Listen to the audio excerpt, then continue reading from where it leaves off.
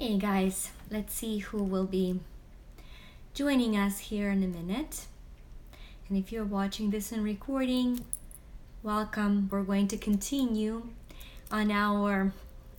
Hi guys, thank you for joining. Thank you for joining. And we're going to continue our journey.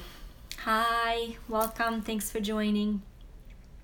In any case, whether you're watching this live or whether you are watching this in recording, today will be somewhat of a different session, time together, different, live stream. We're looking at a very heavy energy. And because that energy is heavy, it will feel at times when we talk about it, if it has been unprocessed in your body, you will feel it. And it's okay to feel. We're going to feel it and release it. We're going to talk about away from apathy and honoring grief. So let's real quick review the scale of emotion that we talked about, that we referred to David Hawkins scale of emotion, where the lowest frequency at which a human being is alive is shame, then the higher frequency than shame is guilt, and then comes apathy, and then comes grief, and next week we'll be going into the frequency of fear. So today we're looking at that connection between apathy and grief. And if you have lost a loved one, and let me tell you something, I'm going to give you a piece of gold up front to reward those of you that got on live first. I'm going to give you the best, most significant point that I've arrived at while meditating and praying and preparing for this video. We've all lost a loved one because the person that we are here to learn to love the most is ourselves. So very often you have a very powerful wave of grief going through you, and you're trained to attach that to having lost someone. And so all of a sudden you go like, oh yeah, this must be about them. But the reality is something in your immediate environment has triggered in you a response to grieving yourself. There are parts of you that are going through grieving process, loss of your potential, or inability to love yourself. Right? We talk about losing the loved ones. A lot of us are trapped in a cycle of events that are not allowing us to be who we are fully, and we don't know how to get unstuck. So we continue a cycle of heavy depression and apathy. Hi, welcome. Without understanding why. And so we are looking for explanation, we read books, we are listening to experts, and nothing answers this feeling of heaviness inside. And that feeling of heaviness inside is a grief of losing one of the most important loved ones in your life, and that is you. So we're going to talk about grief, about losing parts of you, and how to get freed from that feeling. And also we're going to talk about grief in a standard description for all of us who have lost a loved one in our life, and the waves of griefs go through us. We will also talk about apathy, its relation to grief, and how to move away from apathy, how to honor grief, and how to find joy and peace without need of denying grief. I hope you guys just heard me.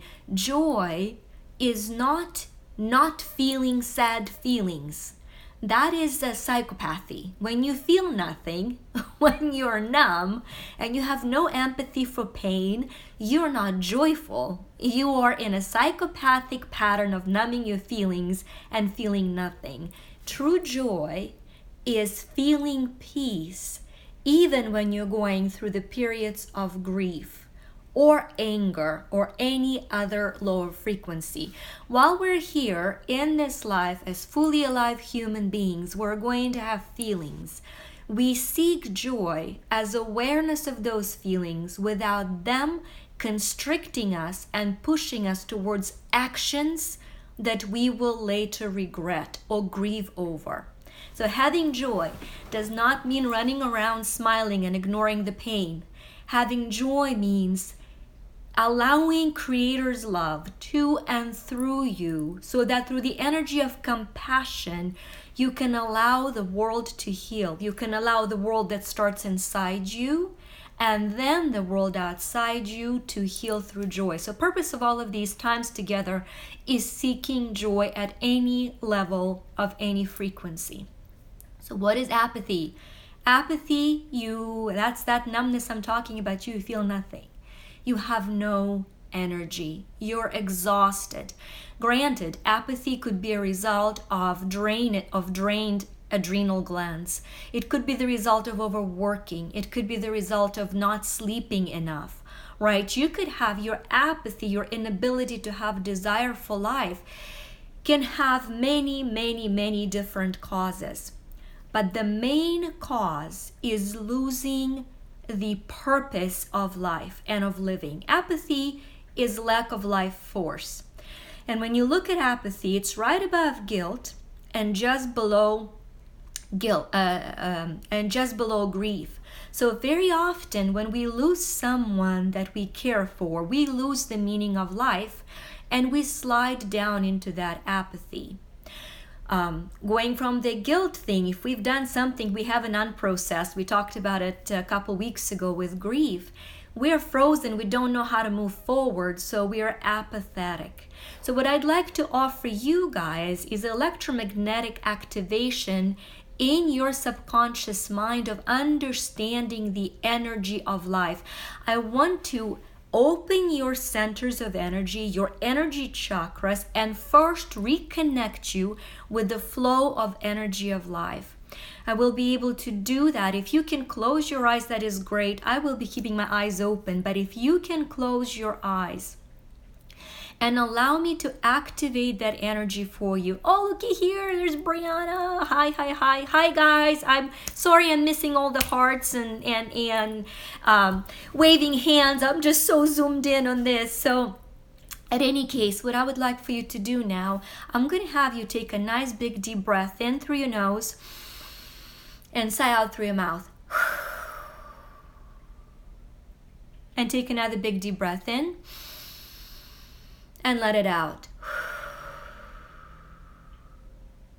So I want you to close your eyes and I want you to imagine a beautiful, powerful energy deep inside your heart. I want you to put your hand on your heart. Just put your hand on your heart. Continue breathing. Breathe through it. And I want you to feel deep in your heart. Imagine with your eyes closed, start imagining that you're seeing a beautiful spark of light. Go deeper into your heart to find that spark of light. For those of you that are scientists, we're going deep into the mitochondria of the cells, connecting to the ATP, the energy. For those of you that are more on the right side of the brain, we're connecting to the very essence of who we are as divine beings on this planet. Connect to that spark of light. Go deeper into that light. And as you're connected to that light, I want you to start imagining that that light starts spreading through your heart, filling your heart, spreading through your body, filling your body with vibration of light, and spreading all the way out and through, connecting you to the space around you. And I just want you to stay connected that way as I'm going to make a command for your subconscious mind to allow for each and every energy chakra, energy center in your body to now start opening up to the degree that is safe for you. And as I'm going to be witnessing the movement of this powerful energy, you guys might feel a little bit of a swinging through you as the energy is coming in. Just kind of take a nice big deep breath in and open your eyes and just be aware for a second what that little 2-minute connection has done, right? It has opened the flow of energy. Just connecting this way, all by yourself, without any practice in any energy work. You are a being of energy. It is your divine right to be connected to and through the source of all energy. You're welcome, by the way. So Brenda, welcome, Brenda. So you guys will just open it up for you to be connected to the source of energy. That will shift you out of apathy. That will shift you out to apathy. If you wanted to take the next step, you will actually, with your hand on your heart, will say, what is best for me right now? What is the best thing for me to do right now? You will do it with your eyes closed, and you will allow the answer to come to you. Right? My mission is to empower you to connect to your divine right of being connected to your creator. So at any given point, you no longer need to go to Google. You can actually go directly to the source and go to God, right? Between Google and God. And when I say God, I'm talking about the source of all life. In whichever way you define that for you, I want to honor that. I do believe in free agency. So there you go. At any case, so as you allow for that energy to go through you, I want you to be present, because I believe for some of you, today will be a really huge day of releasing some blocking parts of the grief that you've carried for a very long time in your life. Whether you're grieving over a loss of someone that you've loved, whether you're grieving because you just realize that a part of your life has been lost. You are regretting something you could have done and you haven't. That's what's causing the internal feeling of grief, the grief over a lost opportunity. So grief is either a feeling of intense missing a person you loved that is no longer with you, or a part of you that cannot be recovered anymore, or an opportunity that you feel you can no longer have. So we're going to learn to honor and release those feelings. You probably have studied and heard that there are 5, now they say 6, but 5 stages of grief that traditionally the psychologists look at as processing grief. And the first stage is denial, when something happens and you're in denial about it happening. And some of us stay at that stage. That would be apathy, right? Denial equals apathy. So when I'm in grief, I just might become apathetic, and I might spend my whole life feeling nothing as a defense mechanism. And feeling nothing means not allowing emotions, the energy motion through you. That's what denial is. You feel paralyzed. Why? Because you're not allowing any feeling through you, because allowing the feeling of grief would be too devastating, as you don't know how to honor and process it. The second stage traditionally is considered to be anger. Now, what we're going to look at, because we're looking at it from the energy aspect, I want you to once again think of the scale of emotion. Here is apathy, here is grief, here is fear, and here is anger. We'll be covering fear next week and anger in the next 2 weeks. So when you are at a stage of grief, when you are grieving over something, you will either slide down in apathy, and that's stage 1, and then they say you will go up to anger. Well, anger is above fear.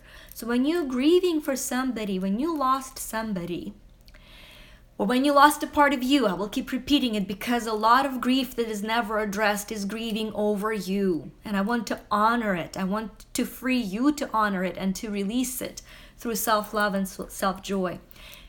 Then the next step is fear. Before there is anger, there is fear, because anger is simply a masked fear and pain, right? What is pain? What is fear? Fear, we'll talk about it next week, is a way to avoid pain. That's what fear is.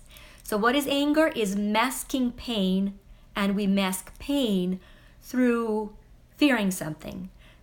Fearing the loss or further loss. So if I've lost a loved one, I am now going to be afraid for the life of all those that I care for.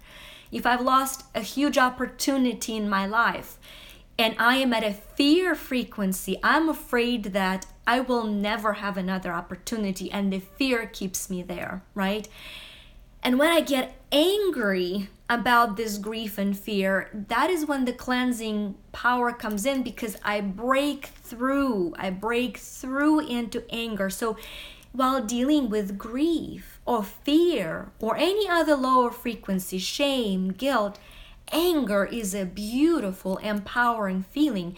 We get angry as we activate our desire to break free from pain.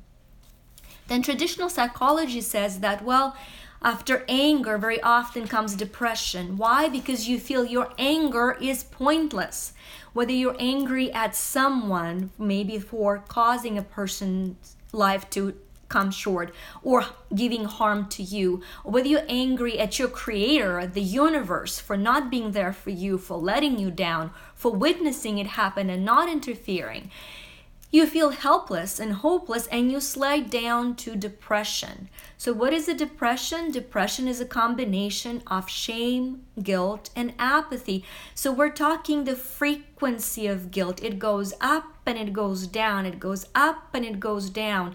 So you go into, I'm fearing, I'm angry, I cannot help it, I am hopeless, I'm worthless, shame, guilt, back to apathy, being frozen, back to anger. This is very important because we describe emotions as frequency, and frequency is constantly going up and down. So this concept that you should get over something is a false concept. You cannot get over grief. It's a frequency. You don't know when it'll come and when it will go, but you can honor grief. And you can feel peace through those moments of grief when it comes back many, many, many years later after an incident or a loss. It's very, very important. So let's say, I will give you myself as an example, 2 examples. When I was only 5, my grandpa died. And I cycled through these stages very fast. And we talked about denial, we talked about anger, we talked about depression. Well, the next stage is bargaining. So I was only 5 years old when he died. I had no idea what happened. I had no understanding. But I remember my first reaction was complete numbness, because you, especially for a 5-year-old, you deal with something you have no concept of. And I really, do remember these feelings of not understanding what's happening and in a way just denying it as if it's not happening. I don't remember anger as much as I was angry at the fact that he was not responding to me. I couldn't understand. He was dead. He wasn't responding. But I do remember bargaining, because looking back, this was the first time at age 5 that I've ever experienced any kind of bargaining with death. I remember sitting there and thinking, look how guilt kicks in, thinking, what part of it is my fault? This is when you're going through that denial and depression, you're sliding into guilt. What part of it is my fault? What have I done to cause it? And my 5-year-old brain decided that what I've done to cause it was not eating well, that I was not a good eater. And I sat there thinking, okay, maybe if I eat better, if I'm not a picky eater, maybe Grandpa can sit up again.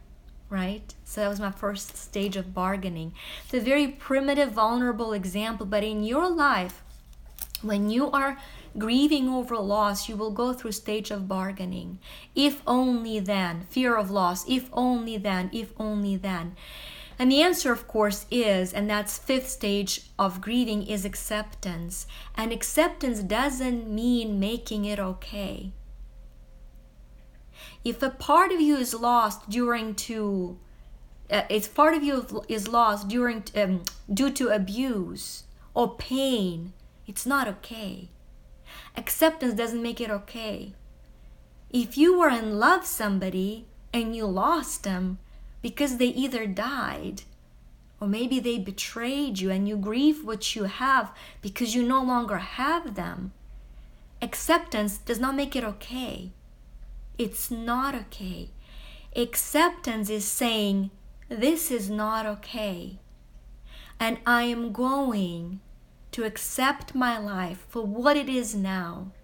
And I'm going to allow the Creator to give me strength to continue. That's what true acceptance is. Acceptance is simply allowing things that are wrong to understand they're wrong without need of justifying them and without the need of blaming somebody for them. It is simply saying, it has happened. I am going to honor it. and I'm going to be responsible for my feelings now. I am free from either justifying or understanding something I cannot understand. I simply accept that it has happened, and seeking the joy and the strength and the empowerment to move forward. One of the, I think, most important stages of grieving is finding meaning and purpose. The way you can move on from grieving over a loss is finding purpose. I can tell you that one of the incredible purposes I have found with dealing with grief and death was in 2013.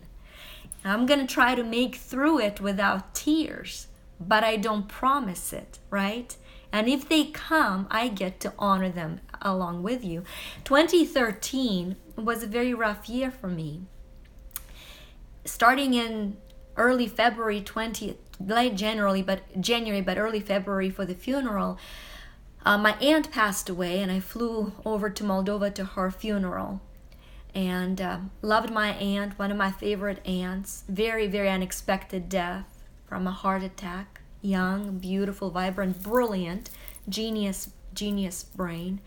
So watched my mom grieve through that, who was very close to her, grieved with my mom, supporting her. But it was the first step, the first death of 13 deaths that year. 2013 brought 13 deaths to me. 3 were they were family members, an uncle and aunt, and my cousin Alex, with whom I grew up as if he was my brother for a lot of my life. He lived with my parents and me for many years. We lived together. And so I've lost him also. He drowned. In any case, the pain of trying to absorb and understand one death after another. My closest friend from university, Anya, dying from throat cancer at a very young age. Death after death after death. Close friends, close clients, and close family. So through that year of grieving and beyond, I had to ask myself, what was the meaning and purpose of my life fully? That year I was, number one real estate agent in the area. It was the best year for me selling real estate. I was doing energy work and energy seminars on the side as a hobby, as a passionate hobby. But it was at the end of that year that I realized that my purpose is to do this. That the meaning of my life is to do this. So grief is an amazing catalyst for finding your purpose and giving meaning to your life. Because I knew how to heal through the losses, and I was able to help my family and my friends at a very extended rate to be able to heal through their losses through that year. I realized that that was the purpose and the meaning of the talent that I've received. So as you go through grief, my challenge to you would be, what is your purpose? That grief takes away any defense. It exposes you to you. And it allows you to ask yourself, what is my light? What is my light? Because grief creates feeling of darkness around you. And in that darkness, you get to light your own light. So don't push grief away. Honor it. When that wave of sadness comes through you, you might not even ask what it is or who it is you're grieving. You get to honor that sadness and ask it, what is the message for me? What is my purpose? So I want to give you guys Creator's definition, the electromagnetic charge to your subconscious mind to connect those receptors for purpose. Once again, if you wanted to close your eyes, that is great. I'm going to just go ahead and, with your permission, to command to your subconscious mind that you have new receptors formed for your divine purpose, that you understand what your divine purpose is, that you're aligned with your divine purpose, that your genetics are aligned with your divine purpose, And that those that you are grieving from the other side of the veil, that their presence strengthens you through your divine purpose. And if it is the grief over any parts of you, that those are now healed. If you would like for that feeling of divine purpose to be shaped as I've described it to and through you as a spiritual being, your electromagnetic field, please say yes, and I will be witnessing it taking form and shape. And I want us to connect to that feeling as it comes in. And as you feel it, magnify your purpose to and through you. Oh, I love this. Our divine purpose is to encounter God. Isn't that the truth? And so grief actually brings you to that encounter, doesn't it? Because the way out and through grief is through faith, is through allowing your faith, your peaceful joy to heal the wound of grief. Beautiful. Beautiful comment, so thank you for that. So going back to, I would like to be able to allow for you to physically find and identify where grief is, and allow this stored grief to be processed out in order to invite light of healing in. So with your eyes closed, if you put your hands on your heart, continuing to breathe, you can ask yourself, where am I storing grief? Where in my body is grief? And for some of you, it'll be your chest area, the lungs. I see for some of you, it's lower back actually. For some of you, it is in your head. So I want you to connect to that feeling. I want you to say with me, if you choose to do so, that I honor you, I honor my grief, and I release it with honor, without fear or vulnerability. Allowing God, Creator's light to and through me to heal me. And I want you guys to experience this beautiful purging, releasing the stored pockets of unprocessed grief that no longer serves you, releasing it out of your body. Feels pretty amazing, doesn't it? In some ways, it feels like taking this empowered shower in God's love, in Creator's light and the universal sustaining power to and through you, allowing it to be released, continuing. And for those of you who find this a vulnerable experience, telling your subconscious mind that this process can continue. And so here's an important thing about understanding the frequency of grief. We don't force to grieve, and we don't force not to grieve. We honor and we release. Meaning, if something happened to you that you feel you should be grieving, but you feel nothing, or you feel joyous, that is okay. Your body is choosing to grieve that way. You should not be forcing yourself to grieve because you have to, and developing shame because you don't. You get to honor the process of a loss as it is going through your body. On the other hand, if it has been 20 years and you have this feeling coming out of nowhere of this anguish over loss, you don't get to judge that either. They say time heals. Does it? Time puts perspective. God heals, right? So there is no need to be pushing it back and saying, I'm over it. You're never over love. Grief is simply an indicator of missing love. Do you guys hear that? Grief is an indicator of missing love, and you cannot be over love. So whenever you have a wave of grief, you can now say, thank you, I honor and release you, and I allow more love in. So grief is an amazing, amazing, amazing catalyst for that. You know, sometimes when I work with clients, I'd look at, they ask me, how come this happens? And I say, the grief and pain digs a very deep hole in your heart. And that hole is so deep that it makes more room to then God's love, the universal creator's light of healing, to fill you from inside out. So the grief and pain serve as a catalyst to increase our capacity for charity, compassion, and love. Wait a minute, I have a comment there. I think that God put every human being into grief and joy to be tested and to show if they could persist in the face of hardships. That's pretty much summarized my concept, I think. We're on the same wavelength, my friend. So there is no such a thing as a bad, negative emotion. There is an emotion that serves its purpose. And all emotions serve a purpose of finding joy. There are low-frequency emotions that are devastating to our health.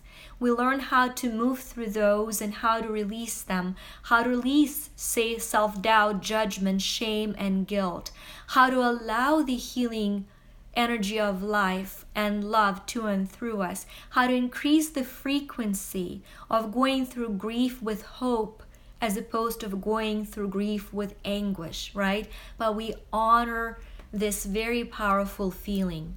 And when we do is when we make room and we allow for more room for healing and for more room for light and, finding joy.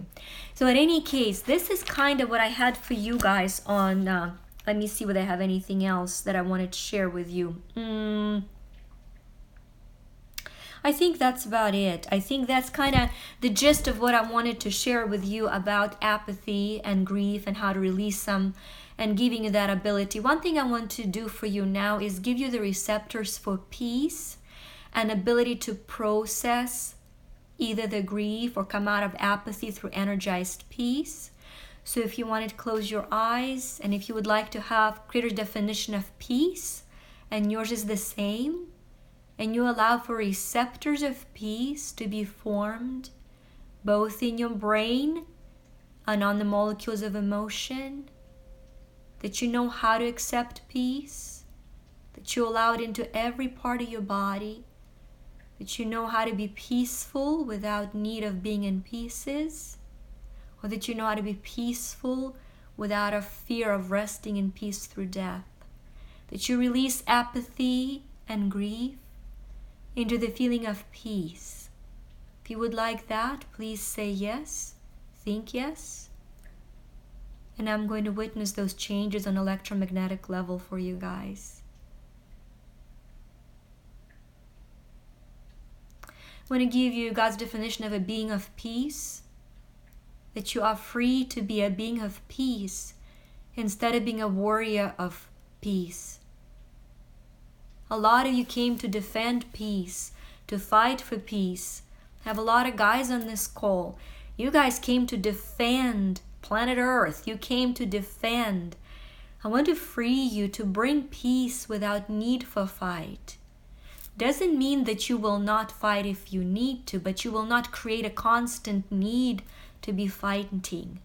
I want to give you the definition of strength through peace instead of strength through war. So if you want that, just say yes. So giving you ability to have strength through peace.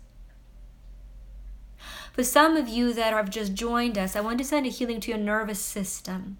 A lot of your nervous systems are so worn out by constant apathy and grief that the myelin sheath is worn out on those nervous systems, and we are going to send the healing, the energetic healing of reinsulating them through the energy of peace. So if you would like those, just say that, agree to receive that, and I will be changing the electromagnetic field to be reflected through your nervous systems. I want you to feel that as it goes through your body now. Teaching you that you can be calm and alert at the same time.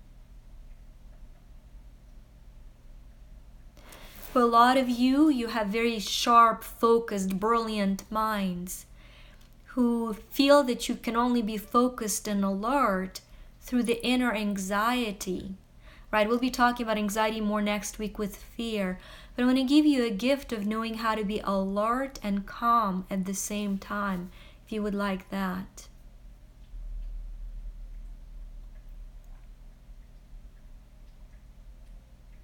Some of you really just took that healing of not being in pieces. But I want to also return electromagnetic part of you, any part of you that you're grieving, any potential that you have lost. I want to ask the Creator of all it is to have it washed in Creator's light, in God's light, and return to and through you, and give you the feeling of wholeness. And bring peace to the part of where you lost the loved one. That part is made whole through understanding the divine purpose of their being. Oh, I'm so glad, Brianna. That is exactly what I needed today. Thank you so much. Love you so much, girl. So allowing that feeling of wholeness, allow it to go to and through you. For some of you, it went into your kidneys. And I'm talking about the biologically where I see that as energy. So as we're releasing it, drink lots of water and pee a lot. Toxic emotions, unprocessed, are stored in our body as physical toxins. So drink a lot, water with lemon. As a matter of fact, I want reports from you guys. I want pride reports. I did 8 glasses of water and flushed away unprocessed shame kind of reports. I gotta have to have fun with that. In any case, it feels like a lot of healing is going in and is continuing, and a lot of empowerment is continuing to go through. Most importantly, I hope you're free to grieve with honor and with hope of joy, without self-judgment, without need of being stuck at the level of apathy, without need of fearing fear. If you would like all those, just say yes. Beautiful. I want to open the time up to you guys. If you have any comments, if you have any questions, if you have any requests, is there anything that you're working through in terms of apathy, being lethargic, or in terms of unprocessed grief, anything that we haven't addressed yet? Please let me know. I'm going to hang out here for a minute or two looking for your comments. And if anything comes in from any of you, to offer that program change, the belief change, right? All we're doing here is remembering that we're spiritual beings. Spirit is energy, so we're electromagnetic, energetic beings. And just like as we tune to any radio station, when we train our ability, as I have, we can tune into each other's energy, and we can see where the bad broken frequencies are, and we can heal them. So this is our time together to do so, to be able to tune in and find those dark spots of intransmission. So I want to see, okay, Nanda, I confused healthy detachment with apathy once. Well, that is such a powerful, profound point. And I have somebody said, not getting what you're talking about. Maybe if you were there from beginning, if you go to the beginning, we're talking about the apathy and grief and how to release those by honoring them. And I want to go to Nanda's comment about looking at healthy detachment with apathy, right? So healthy detachment, what is the relation of grief to forgetfulness? Okay, these are great. Let me jot these down, guys. I want to talk about all of these. These are great points. So forgetfulness, isn't this funny? I'm jotting down grief to forgetfulness so I don't forget. Okay. And then detachment. Okay, so let's talk about detachment. Intense pain in my foot. So foot. We'll send some healing to somebody who has a pain in the foot at the end of this. Okay, let's talk about detachment. When you are going through a process where you're being drained, very important. We talked about apathy as lack of energy. And when you can be low on energy because of the processes that are internal. Either you're not getting good nutrition, basic stuff. You're not getting good nutrition, you have no energy. Bang. You're not drinking water. As a matter of fact, I'm going to get some tea. Sometimes you're low on energy because you are dehydrated. So let's take away the basics first. Rehydrate yourself. You've rehydrated yourself. How's your energy level? Sometimes that's all you need. You've rehydrated yourself. You're still low on energy. What have you been eating? How about switching to a lot of great fiber, healthy protein, greens, and oh, hold on, there's another one. Okay, I'm gonna go to this also. Nicole, great question. self-worth. And feeling paralyzed, feeling like you're not able. So I have a comment here. It's not about apathy, but so much that it is worth it. But I have the feeling I'm unable to achieve that at all, being somewhat like paralyzed. So we're going to talk about self-worth and achievement. So back to the detachment. So you've eliminated good nutrition. You've eliminated being hydrated fully. You've eliminated being tired because, hey, maybe you just need good sleep. So you've eliminated all the practical, physical aspects. Then you look at what is draining you. Internally, what's going to drain you, and I'm going to combine those two things about self-worth and detachment. Internally, what's draining you is self-criticism, lack of self-worth, right? And comparison. What is lack of self-worth? You're comparing yourself. You're either comparing yourself to somebody and you find that you come short. You compare your weaknesses to their strengths, my friend, and that is wearing you out. And so comparison drains. And you feel drained from inside. That's number one. Number two, people around you have ability to be in your field and they drain you. They drain you. So you need to know how to have healthy boundaries and how to have healthy detachment that Nanda was talking about, so that you can be detached from people and processes that drain you. And then you have to self-empower yourself, give yourself the self-worth so you don't drain yourself from inside out. So it's the process of detaching from negative energy, either those that are draining you from the outside or your own self-talk. Now, it's very important. There was this great guy, and I don't remember his name. Please forgive me. The story is great to tell you even without the name. He is the eye doctor from Florida, and he's the only person who has actually completed Ironman triathlon twice, back to back. And he did it 6 times. So what is an Ironman triathlon? Ironman triathlon is not just a triathlon, but a triathlon where you do every single part of a triathlon at an Ironman level. So you run, 100? Don't quote me on these things. Look it up. You guys look it up. I don't want to give you false information. But you will be amazed at the challenge, physical challenge for the body that it requires to do the Ironman triathlon.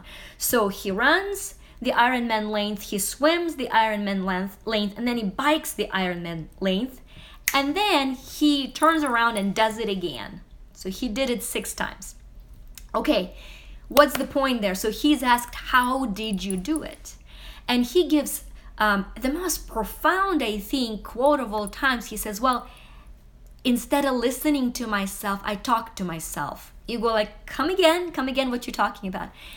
We have an internal voice of self-doubt that is eating us inside out, that tells us, who are you to do these great things? You're really nothing. Our greatest fear, by the way, we'll be talking about fear, is that we'll be discovered as this big, great nothing, that our dirty secret that we're nothing will be let out and washed out in the light. That's our greatest fear.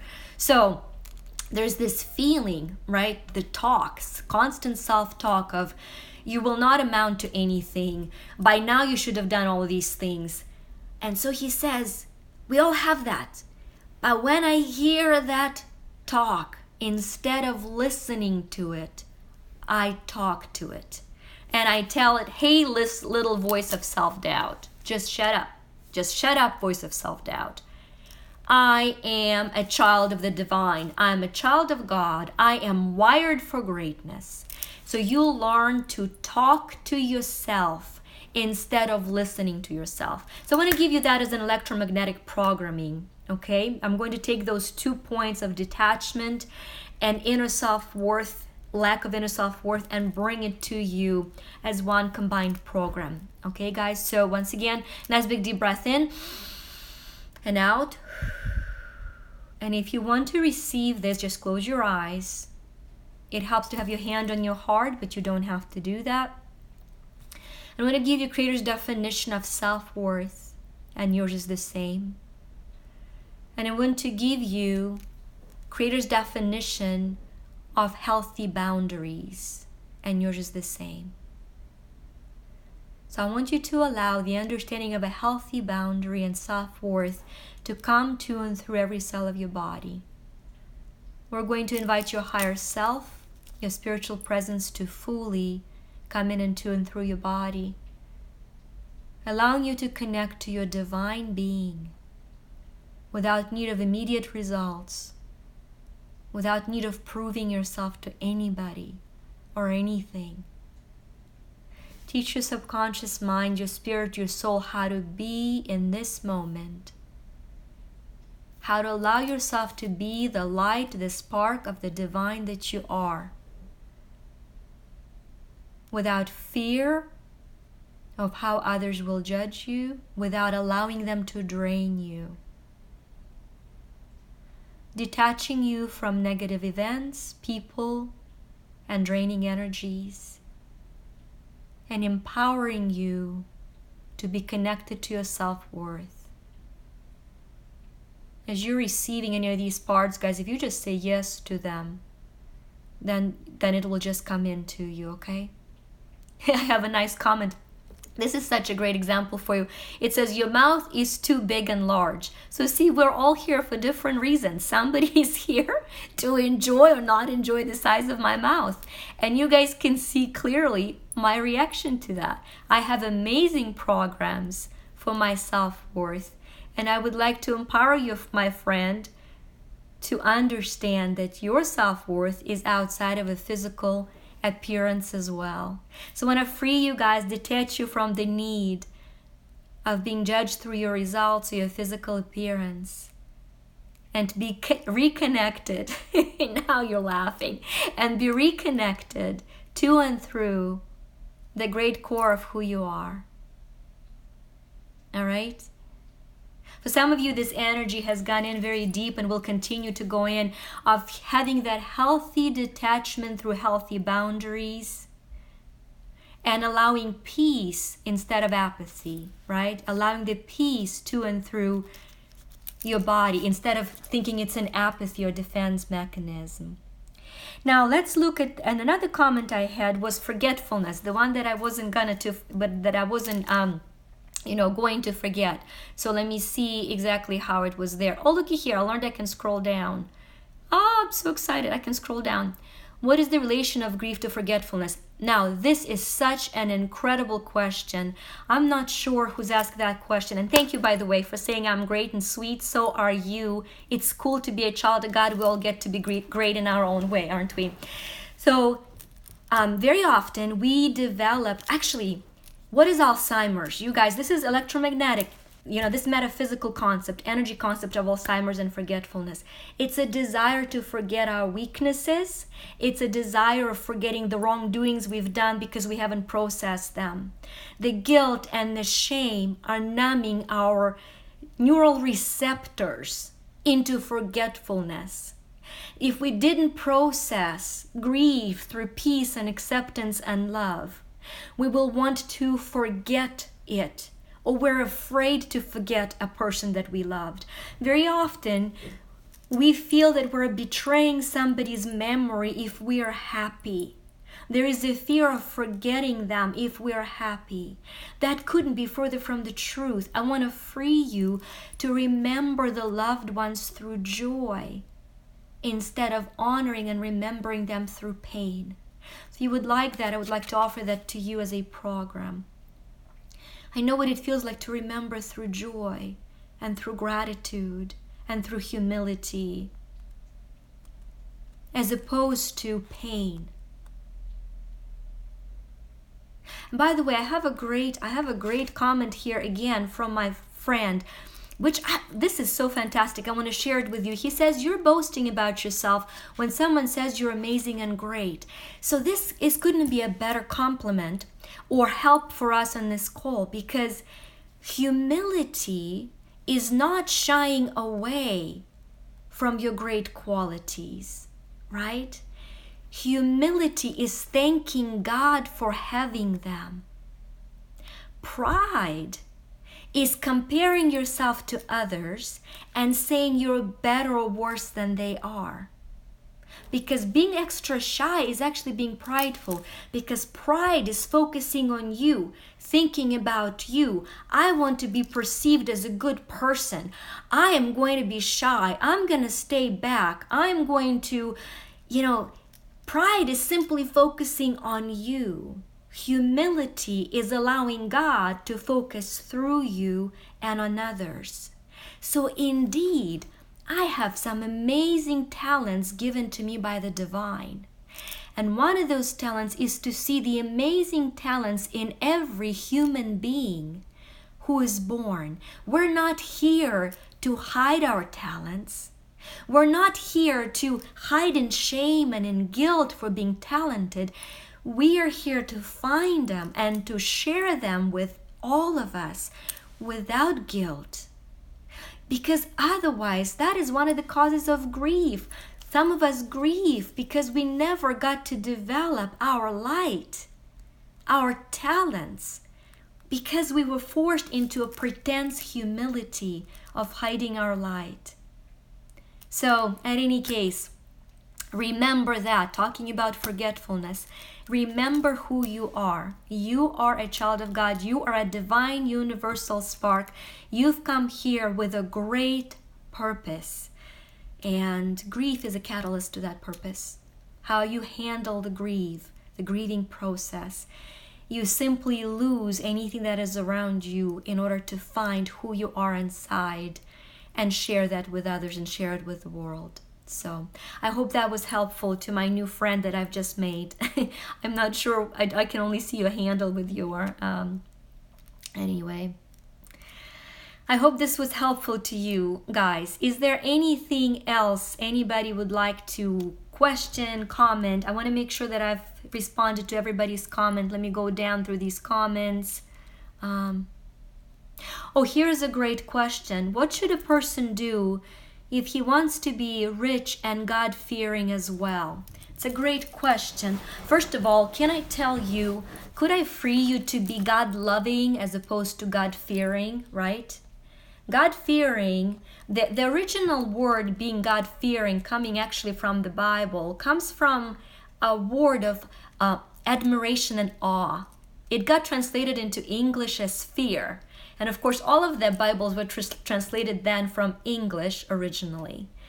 But we are to be at awe of God energy. Once again, whoever God is for you, your creator. And as a matter of fact, there's a scripture, my friend who asked about God-fearing and being rich, there's a scripture where Christ says, I came to give life and to give it abundantly. There is nothing wrong with being rich, right? It's not the money, it's the love of money that is the downfall of humanity. We are to love people and to use money. And that is what money is for, to make the life abundant for all. The danger is when we start loving, right? We're loving money and we're using people. So I want to give you the discernment between the two for those of you that want to take it in, even though it's not on the grief, but maybe money causes a lot of grief in the world. Maybe this is how money is coming into this, right? Fight over money. Fight over who's rich and poor. We're now talking about the global level of grief, not the individual level of grief. So for those of you that would like to have this global definition of knowing how to love people and use money, if you would like that, just say yes. Instead of fear of loving money and using people. And going back to paralysis. So Nicole, also earlier in Nicole, we talk about apathy as that paralysis. Paralysis is the lack of feeling, right? We feel paralyzed, and more so, as a matter of fact, we'll talk next week about fear. And when I talk about fear, we're going to talk about fear as a response through fight, flight, or freeze. So that paralysis is the freezing feeling. It is the feeling of, if I move forward, I am afraid I will fail. And the fear of failure puts me back into being afraid to move forward. So we feel paralyzed because we're fearing failure. And what is fear? We'll talk next week. Fear is anticipation of pain, of humiliation. So if I'm afraid of being humiliated, of failing, of proving all the naysayers right? If I'm lacking, yeah, awesome courage, I love that. If we're lacking, well, by the way, what is courage? We're doing fear a little bit here. Courage is being true to your heart. We'll talk about that also, right? So how do you get out of that paralysis is by allowing yourself to fail and to love yourself through failure as many times as it takes. I want to offer you the feeling of being reconnected to the life source and allowing Creator's love to go to and through you and revive you from the fear of failure and from the perceived paralysis. Allowing all the mitochondria and every cell of your body come fully alive, fully vibrant, receiving the energy of life into every cell of mitochondria, expanding through that light, coming fully alive. Releasing the programs, I'm paralyzed by fear of failure, and opening to a new program, I'm full of life and hope. Starting the movement of energy for those of you for whom that is helpful, and allowing that energy to start energizing you and freeing you to live a life full of hope. Once again, for those of you that have lost somebody, there's a fear that we are enjoying life and thus betraying them. I want to remove that on any and all level and allow you to honor their life through living yours fully instead of fearing that you're letting them down somehow. If you would like that, just say yes. Giving you Creator's definition of being full of life and full of light and freeing you to be that.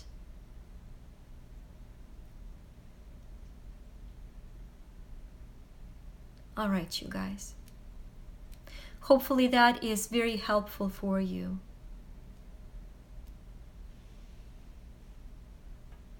Okay. Is there anything else? Is there anything else? Any questions? Are you a Christian? Yes. Metaphysical one, maybe. Energy freak, definitely. Very much a Christian. Love Christ. Guess what? Also love Buddha. I'm a Christian who loves Buddha. Who practices the teachings of all masters. But definitely Christian. You're welcome, Nicole. Anybody else? It's like the auction. Going once, going twice. Thank you so much, you guys. Let me honor your presence. And I would love to get to know, oh, somebody says I asked you a question, but you didn't answer my question. I am not sure. Oh, here's a reminder. Healing food for a person who asked. Yes, I am going to do that, not on a live call. I will just send an individual healing for that person. So I will talk to all of you guys soon. What a full, beautiful experience. Oh, looky here. It says I have a minute remaining. Turns out there's a time limit and we've squeezed in. Much love. Talk soon.